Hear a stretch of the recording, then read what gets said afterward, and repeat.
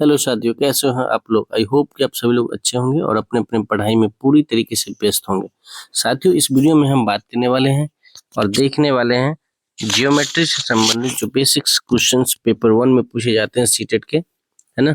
Geometry के बहुत ही basics concept के क्वेश्चंस पूछे जाते हैं, जैसे एंगल से संबंधित और आपके अलग अलग आकृति यानी फिगर्स के बारे में, त्रिभुज, चतुर्भुज, है ना, और एंगल्स के बारे में। तो इन सभी के बारे में हम इस वीडियो में टॉप 20 से 30 क्वेश्चन हमने लिया है, जो सारे प्रीवियस ईयर क्वेश्चन हैं और इसी बेस पे क्वेश्चन आपको 7 और 8 फरवरी के एग्जाम में देखने को मिलेगा। तो वीडियो को स्किप मत करिएगा, वीडियो को अंत तक देखिएगा और वीडियो के अंत में आप वीडियो के बारे में राय देना जरूर बताइएगा कि आपको वीडियो कैसा लगा, ठीक है। और जो भी आपको नेक्स्ट चैप्टर चाहिए आप उसमें कमेंट कर देंगे, उससे रिलेटेड हम वीडियो बनाने का प्रयास करेंगे, ठीक है। मिलते, तो चलिए शुरू करते हैं। जैसे कि आप देखेंगे पहला क्वेश्चन पूछ रहा है कि त्रिभुज, है ना, 3 भुजाओं वाली आकृति। तो पहले हमको समझना होगा भुजा क्या है। तो देखिए भुजा कैसे बनता है, रेखा खंड जिसकी कुछ लंबाई हो और उसको हम माप सकते हैं। देखिए रेखा होता है, रेखा ऐसी होती है ना, जिसका दोनों लाइन जो है आप अनंत तक जाती है, इसका कोई लेंथ नहीं होती, ये दोनों छोर तक बढ़ाई जा सकती है। और इसी का एक खंड और टुकड़ा जो है दोनों तरफ से काट दे, जिसकी एक निश्चित लंबाई होती है ना, लेंथ होती है। तो ऐसे ऐसे रेखा अगर मिलती है ना, रेखा खंड, है ना, तो रेखा खंड को हम भुजा बोलते हैं, ठीक है।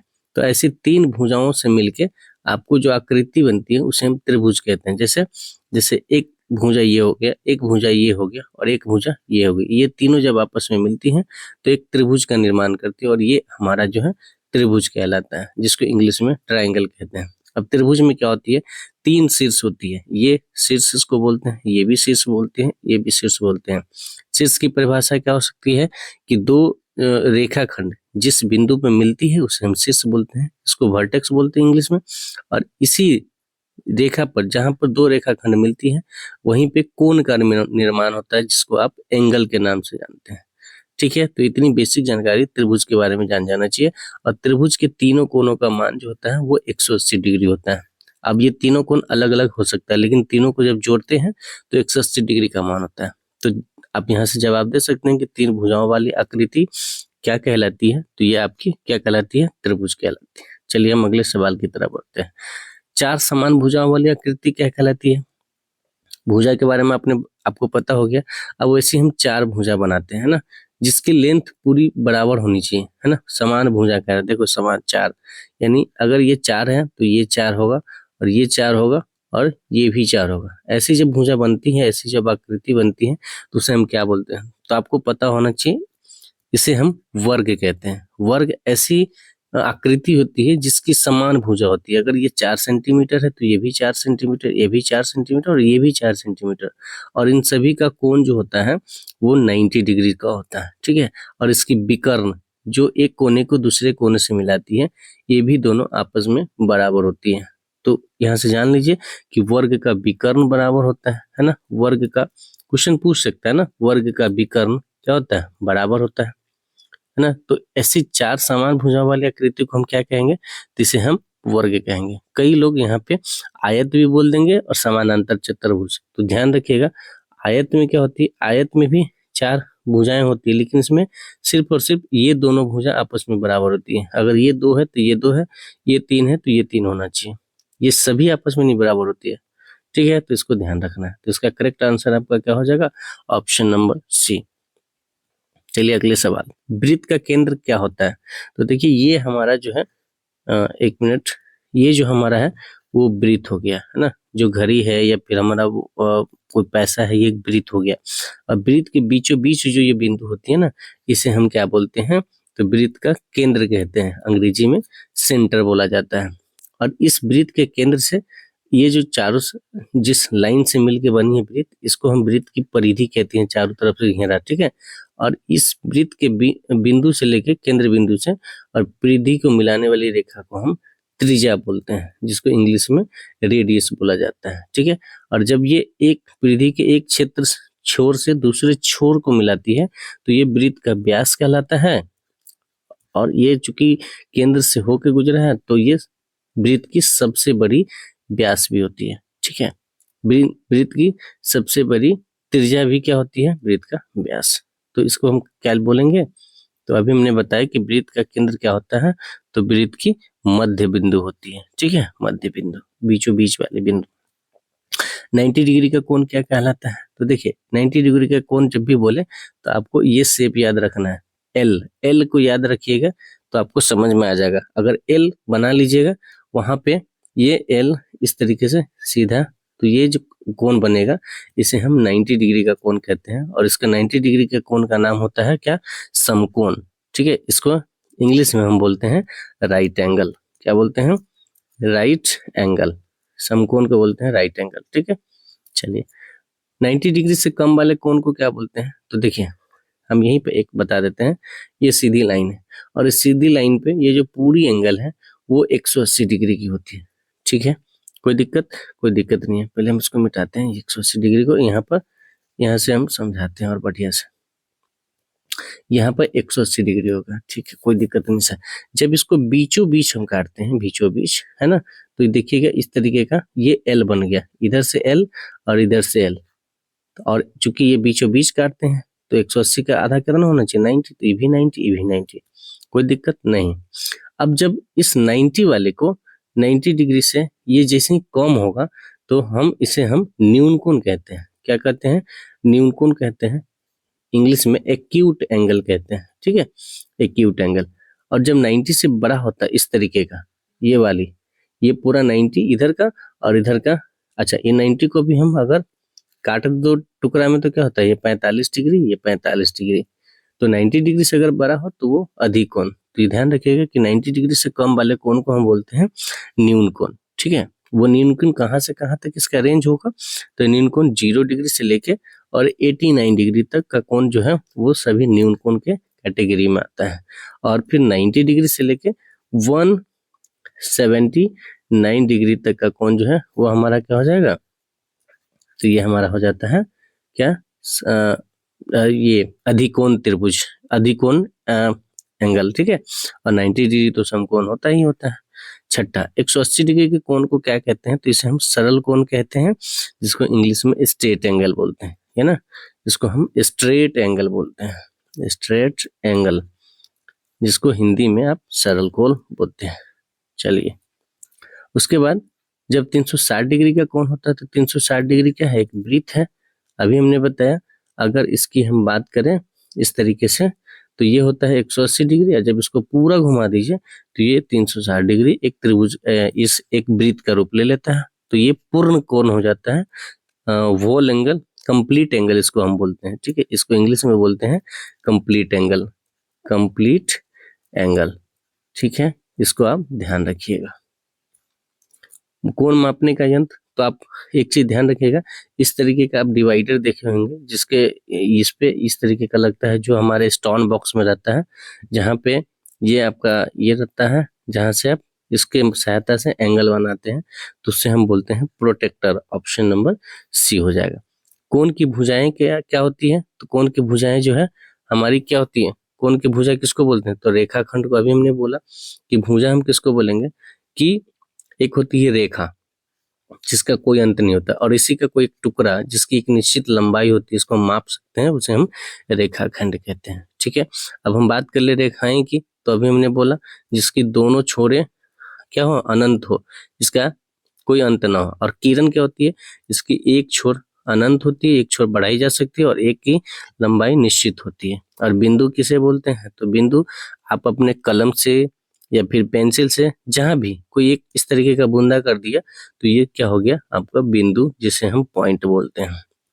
अगर 6 बजे घड़ी में कौन सा कोण बनाएगा, अब देखिए ये घड़ी है ना, और यहाँ पे ये 12 है, ये 6 है, ये 3 होता है, ये 9।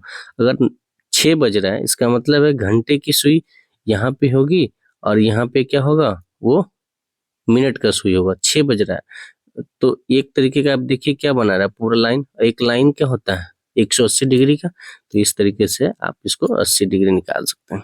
त्रिभुज के कोणों का योग क्या होता है, तो अभी हमने बताया था शुरू में, त्रिभुज के तीनों कोणों का योग 180 डिग्री होता है, ठीक है। चलिए सर, आयत की विपरीत भुजाएं क्या होती है, तो आयत की विपरीत भुजाएं समान। अभी हमने बताया था कि आयत के आमने सामने, यानी ये इसके विपरीत ये और ये, तो आयत की विपरीत यानी उल्ट 120 डिग्री का कोण कौन सा कोण होता है? तो ये आपके अधिकोण त्रिभुज अधिकोण होते हैं। अभी हमने बताया कि 0 से लेकर 89 तक का कोण हो गया न्यून कोण, है ना। 90 का कोण हो गया समकोण, और 90 से लेके 179 तक ये हो गया अधिकोण, और 180 का हो गया क्या? सरल कोण, ठीक है। और 181 से 270 तक का कोण हो गया ऋजु पूरक कोण, ठीक है। और 270 से 360 का हो गया कंप्लीट एंगल। वृत्त में सबसे बड़ी रेखा क्या होती है? तो वृत्त की व्यास होती है ना। वृत्त की व्यास सबसे बड़ी रेखा इसलिए होती है क्योंकि ये दो त्रिज्याओं से, यानी वृत्त की व्यास को हम डायमीटर बोलते हैं और डी को हम 2r से डिनोट करते हैं, यानी दो त्रिज्या के बराबर व्यास होती है। दो कोणों का योग अगर 90 डिग्री है तो उसे हम बोलते हैं पूरक कोण, यानी पूरक कोण को हम बोलते हैं क्या? इसको हम पूरक कोण, यानी ऐसी दो कोण, यानी एक कोण है ए और दो कोण है बी, इन दोनों को अगर जोड़ने पे 90 हो, सपोज करिए हमने बोला कि ए बराबर 35 डिग्री और बी बराबर, है ना, बी बराबर कितना आपको बोल दे 55 डिग्री, तो बताइए इन दोनों को कोण को जोड़ते हैं तो कितना आएगा? तो इन दोनों को अगर जोड़ेंगे ना तो ये 90 डिग्री होगा, और 90 डिग्री ऐसी दो कोण जिसका योग 90 पूरे, तो उसे हम पूरक कोण कहते हैं, ठीक है ना। ठीक। उसके बाद आगे चलेंगे, दो कोणों का योग 180 डिग्री हो, सेम उसी तरीके से अगर बोल दे कि ए बराबर कोण 78 डिग्री है तो बी कोण का मान बताइए। यदि ये दोनों जो है क्या होते हैं? समपूरक, इसको हम कंप्लीटली सप्लीमेंट्री और एंगल बोलते हैं। तो 180 डिग्री के ऐसे दो कोणों का योग जो 80 हो तो उसे हम समपूरक कोण कहते हैं, ठीक है। 0 डिग्री का कोण क्या कहलाता है? तो ये शून्य कोण कहलाता है। ऐसा 0 डिग्री का कोण ऐसे एग्जिस्ट करता नहीं है, लेकिन होता है। वर्ग में कितने समकोण होते हैं? तो हमने बताया था अभी, वर्ग और आयत में 4 90 डिग्री के कोण होते हैं, यानी 4 समकोण होते हैं। एक 90 डिग्री एक समकोण। त्रिभुज की भुजाओं की संख्या होती है 3, चतुर्भुज की 4, पंचभुज की 5, ठीक है। और कोण की माप जो होती है वो डिग्री में हम मापते हैं। कोण को किस में मापते हैं? कोण की इकाई। सीधी रेखा पर बना कोण क्या होता है? तो ये सरल कोण, यानी स्ट्रेट एंगल, ठीक है। स्ट्रेट एंगल होता है जिसकी मान कितनी होती है? तो 180 डिग्री। और 180 डिग्री में क्वेश्चन पूछ देगा कि 180 डिग्री में कितनी समकोण है ना। तो एक समकोण 90 डिग्री, 90 से भाग दे दीजिए, दो समकोण हो जाएगा, ठीक है। तो इसका आंसर क्या हो जाएगा आपका? तो ये सरल कोण हो जाएगा। आगे सवाल, आयत में कितनी भुजाएं होती हैं? भुजाएं तो 4 होती है ना। चलिए, आयत में भुजाएं तो 4 होती है। उसके बाद 45 डिग्री का कोण क्या है? तो ये आपके न्यून कोण में आ गए, है ना। वर्ग और आयत में समानता क्या होती है? अब देखिए यहाँ से समझिए, वर्ग में और ये आयत हो गया। अब देखने से पता चलेगा कि वर्ग की सभी भुजाएं आपस में बराबर और इसके आमने सामने की भुजा बराबर, लेकिन एक क्राइटेरिया जो सेम है, इसकी सभी कोण 90 डिग्री की यहाँ भी होती है और यहाँ भी। तो इसका मतलब है कि सभी कोण जो है आपस में बराबर होते हैं, यही इसका करेक्ट आंसर हो जाएगा, ठीक है। 25 270 कोण किस कोण में रखेंगे, है ना। तो देखिए, सरल कोण होता है 180 डिग्री, समकोण हो गया 90 डिग्री, न्यून कोण हो गया आपके 90 से छोटा, यानी 0 से लेकर 89 तक। अब अधिक कोण में जो है ना, अधिक कोण में आपके 90 से 12 और 180 से छोटा होता है। तो जनरली ये जो कोण होना चाहिए 180 तक ही होना चाहिए अधिक कोण, लेकिन 270 है ना, 270 आपके ऋजु पूरक कोण आते हैं, लेकिन चूंकि इसमें ऑप्शन कोई नहीं है तो इसलिए हम इसके साथ अधिक कोण के साथ जाएंगे। तो ये हमारा क्या हो गया? अधिक कोण त्रिभुज, अधिक कोण हो जाएगा। कोण का शीर्ष क्या होता है? तो कोण का जो है, कोण का शीर्ष क्या हो जाएगा आपका? वो रेखा हो जाता है।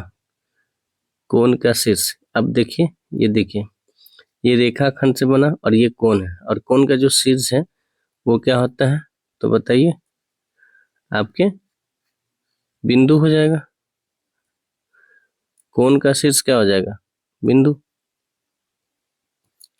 27 प्राथमिक स्तर पर ज्यामिति सिखाने का सर्वोत्तम तरीका क्या है? तो गतिविधि यानी एक्टिविटी और वस्तु के हिसाब से।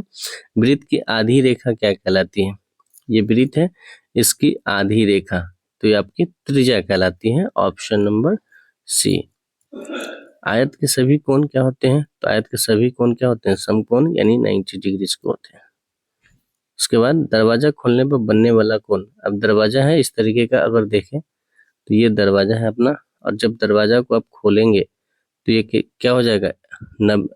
आपके 90 से बड़ा हो जाता है ये पूरी तरीके से ना, तो ये आपको अधिकोण त्रिभुज हो जाएगा। ठीक है, अधिकोण angle.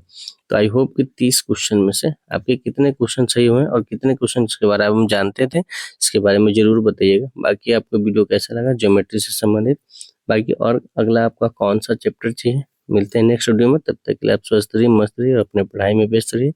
Thank you so much. जय हिंद।